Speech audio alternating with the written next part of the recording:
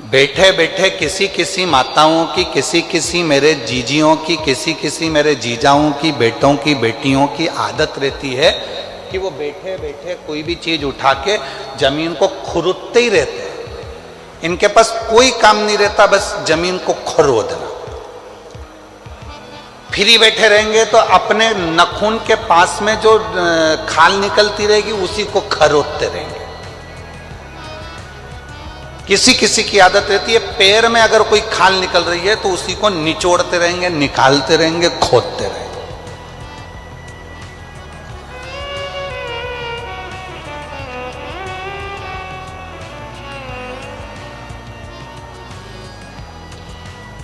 और शिव महापुराण की कथा कहती है यह अच्छी बात नहीं है।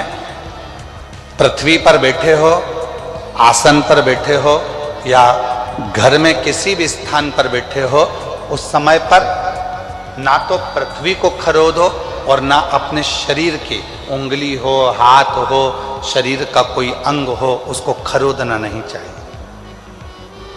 इससे दो चीजें आती हैं, एक कर्जा भी बढ़ता है, दूसरी दरिद्रता बढ़ती है। कोई व्यक्ति दुकान पर बैठे बैठे दिन भर अपने हाथ को, उंगलियों को खरोदता रहे, नाखून ही तोड़ता रहे, हाथों से नाखून चबाता रहे, या कोई ना कोई ऐसा काम करता रहे कि पैर के खाल को ही दिन भर नोचता रहे, या अपने पैर से दिन भर बैठा बैठा वो जमीन को रगड़ता रहे, या अपने पाँव से, नाखून से पृथ्वी को खरोदता रहे, तो ये तकलीफ उत्पन्न करता है,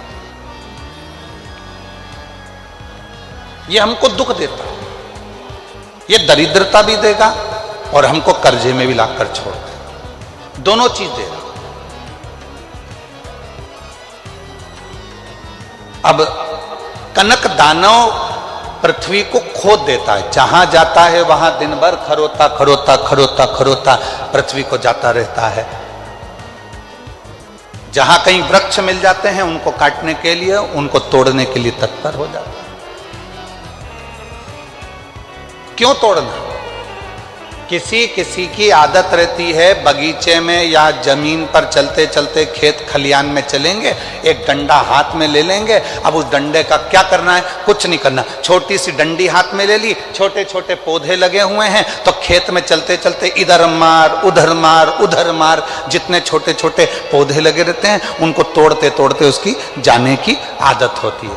पर शिव महापुराण की कथा कर रही है उस पौधे ने तेरे को कुछ बिगाड़ा, उस पौधे ने तुझसे कुछ कहा, वो तो एकांत में है, एक और है, साइड में है, तेरे रास्ते में भी नहीं आ रहा। मान लो तेरे रास्ते में आता तो तू उसको तोड़ते हुए जाता, चल जाता, पर किसी पौधे में डंडा मारा, किसी पौधे में हाथ मारा, किसी की पत्तियां नोची, किसी के पौधे को तुमने तोड़ तोड़ा के नचित कर दिया। ये शिव महापुराण वर्णन नहीं करती। भगवान शंकर प्रकृति के देवता हैं। शिव जी को प्रकृति का देव माना गया।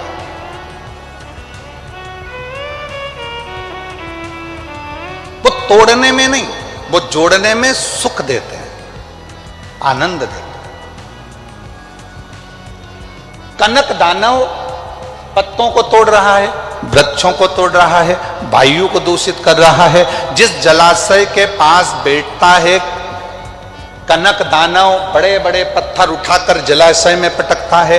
कई लोगों की आदत रहती है नदी के तट पर यहाँ का कंकर उठा के वहां पटकेंगे, वहां का कंकर उठाकर पानी में पटकेंगे, उसके छींटा लेंगे, उसको डुबक डुबक करेंगे, कहीं पत्थर फेंक रहे हैं, कहीं लकड़ी फेंक रहे हैं जलाशय में। शिव महापुराण की कथा तो यहां तक कहती है कि यदि आपके घर में, आपके मंदिर में, आपके देवालय में, आपके शिवालय में यदि शंकर भगवान पर बेलपत्र चढ़ रही है, पुष्प चढ़ रहा है, मंदिरों में बहुत सारा पुष्प एकत्रित हो रहा है, तो उसको ले जाकर विसर्जन करें। विसर्जन का मतलब ये नहीं है कि नदी में, तालाब में, बावड़ी में, कुएं में ले जाकर डालें। विसर्जन का मतलब है किसी एक स्थान पर उसको एकत्रित करें और जब वो पूर्ण तरह से नष्ट हो जाए तो उसकी खाद बनाकर किसी पौधे में ले जाकर डालें, जिससे उस पौधे की उन्नति होना प्रारंभ हो जाए। जरूरी नहीं कि आप जलाशय को दूषित करें, जरूरी नहीं कि किसी नदी, तालाब, बावड़ी या कुंड को आप दूषित करें। विसर्जन का मतलब है कि जब आपने पूजन करी, पूजन करने के बाद आपने चावल का दाना लेकर शिव जी को समर्पित करा और अपनी पूजन का विसर्जन कर दिया, बाबा मेरी गलती को क्षमा करिए, मैंने जो कुछ भी गलती करी है इस पूजन में, अनुष्ठान में, आप मुझे क्षमा कर दीजिए। और वो निर्माल्य को ले जाकर आप एक और ले जाकर उसको एकत्रित करो। जब वो खाद बन जाए पेड़ पौधों में डालो। नदी में डाल दिया, आगे जाकर वो सड़ता रहा, धीरे धीरे धीरे धीरे वो बेकार होता रहा। ये हमारे यहाँ श्रेष्ठता है। 3 शिवलिंग है, थोड़ा ध्यान दीजिएगा कथा में। जो बेटा बेटी कहते हैं कि मुझे सफलता नहीं मिल रही, जो दुनिया के लोग कहते हैं मैं असफल हो रहा हूं, मुझे सफलता नहीं मिल रही, 3 शिवलिंग का वर्णन किया गया। पहले नंबर पर है लाल मट्टी के शिवलिंग का। जब हम पार्थिव लिंग का निर्माण करते हैं, 12 महीने शिवरात्रि आती है, अगर आप दिन रात मेहनत कर रहे हैं, पूरा परिश्रम कर रहे हैं और सफलता नहीं मिल रही, तो लाल मिट्टी के शिवलिंग की पूजन किसी भी एक शिवरात्रि पर करें, उससे सफलता मिलती है। दूसरे नंबर पर मक्खन का शिवलिंग, ताजा ताजा माखन तैयार कर उसका शिवलिंग बनाकर उसकी आराधना। माखन के शिवलिंग की पूजन किसने करी थी? तो कोई आपसे पूछे तो कहना स्वयं इंद्र ने, स्वयं कुबेर ने, स्वयं माता लक्ष्मी ने, स्वयं माता लक्ष्मी, स्वयं कुबेर ने, स्वयं इंद्र ने माखन के शिवलिंग की आराधना कर, मक्खन के शिवलिंग की साधना कर, शिवलिंग का निर्माण कर उसका पूजन कर उसका विसर्जन। और तीसरे नंबर पर आता है बेलपत्र चंदन के शिवलिंग का पूजन। जब शरीर में कोई बड़ी बीमारी आ जाती है, डॉक्टर ने कह दिया कि शरीर में गठान आ गई है और वो गठान गल नहीं रही, डॉक्टर शंकर का एक रूप होते हैं। शिव महापुराण में डॉक्टर को शिव कहा गया। डॉक्टर को दिखाओ, जांच कराओ, दवाइयां बोले तो दवाइयां खाओ, जांचे बोले तो जांचे कराओ। साथ में डॉक्टर अपना काम करे, तुम अपना काम करो।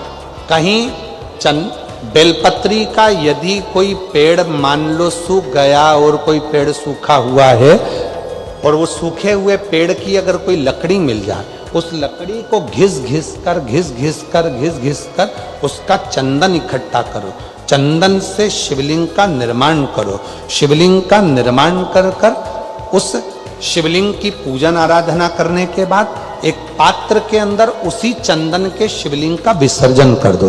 विसर्जन करे हुए उस चंदन को अपनी नाभि से ऊपर के भाग में, मतलब वक्ष स्थल पर, और ये मस्तक से पीछे के भाग में थोड़ा सा उस चंदन का लेपन करना प्रारंभ करो। कितनी भी गठान बढ़ गई हो, चाहे बच्चादानी में बड़ी हो, चेस्ट में बड़ी हो, चाहे ब्रेन ट्यूमर हो गया हो, धीरे धीरे वो गठान गलना प्रारंभ हो जाती है और वो गठान पूरी समाप्त हो जाती है। बेलपत्र का शिवलिंग, मक्खन का शिवलिंग और लाल मट्टी का शिवलिंग, ये दोनों शिवलिंग, तीनों शिवलिंग प्रखर हो। ये 3 शिवलिंग की बड़ी प्रखरता हो। 3 शिवलिंगों का स्मरण किया। इंद्र ने कहा कि ये कनक दानव के प्राण नहीं छूट रहे, क्या करा जाए? भगवान शंकर ने पूजन आराधना, शिव की साधना स्वयं शिव बता, स्वयं शंकर ने। और इंद्र ने फिर कनक दानव का संहार कर दिया। किसी ने प्रश्न किया था, इन पर्चों में तो नहीं है पर भान में है, कि शिव की आराधना दक्षिण की ओर से बैठकर उत्तर की ओर करें, पूर्व की ओर से बैठकर पश्चिम की ओर करें, पश्चिम की ओर से बैठकर पूर्व की ओर करें, उत्तर की ओर से बैठकर दक्षिण की ओर करें। शिवलिंग तो चारों तरफ से गोल है, उसका फल क्या क्या? प्रश्न अच्छा है, प्रश्न बहुत अच्छा। पूर्व से पश्चिम की ओर पश्चिम से पूरब की ओर।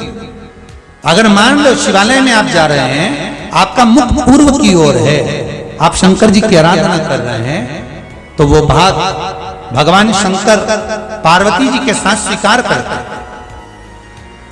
आप जो मांग रहे हैं वो मिलेगा, प्राप्त होगा। आपका मुख अगर पश्चिम में आप जाकर बैठ रहे हैं और पूर्व का मुख है तो आपको मिल गया।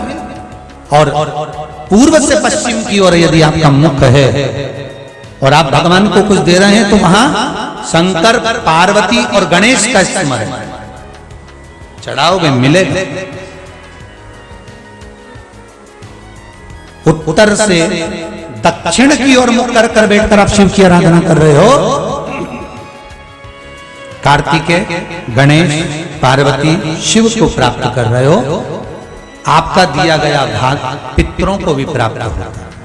पर जब हम दक्षिण में बैठकर उत्तर की ओर मुख कर कर भगवान शंकर की जब आराधना करते हैं तो केवल शंकर, पार्वती या गणेश और कार्तिकेय नहीं, शंकर भगवान की अशोक सुंदरी, 5 कन्या, जया, विषहरा, सामरी, वारी, दौतली, देव और शंकर भगवान के जितने गण हैं और भगवान शंकर के दरवाजे पर रहने वाले द्वारपाल हैं, भगवान शंकर के उस जलाशय के सम्मुख में 33 कोटि जो देवता हैं, वो जब हम एक बेलपत्र भी अगर उत्तर की ओर मुख कर कर भगवान शिव को समर्पित करते हैं तो वो सारे देवताओं को स्वीकार हो जाती है और वो कार्य तुरंत सफल हो। दिशा का भी मूल महत्व है पूजन में। जहां पानी बह रहा है, पानी जहां बह रहा है तो ये मान लो कि ये शिवलिंग है और ये पानी इधर बह रहा है, तो आप इधर बैठेंगे, इधर का पानी बह रहा है, इधर बैठकर इधर से आ रहा है। जब बहुत किसी चीज की जरूरत होती है और वो चीज नहीं होती, वो कर्म नहीं हो रहा, आपने बहुत प्रयास करा, तो कभी योग लग जाए कि अभी तक आपने शिव मंदिर में गए, पूजन अर्चना करी, आराधना करी, जल भी चढ़ाया और आपका कार्य नहीं बन रहा, तो आप दक्षिण में बैठकर उत्तर की ओर मुख कर भगवान शिव की आराधना करना चालू करो। 1 महीना कर देखो, करो आराधना शिव।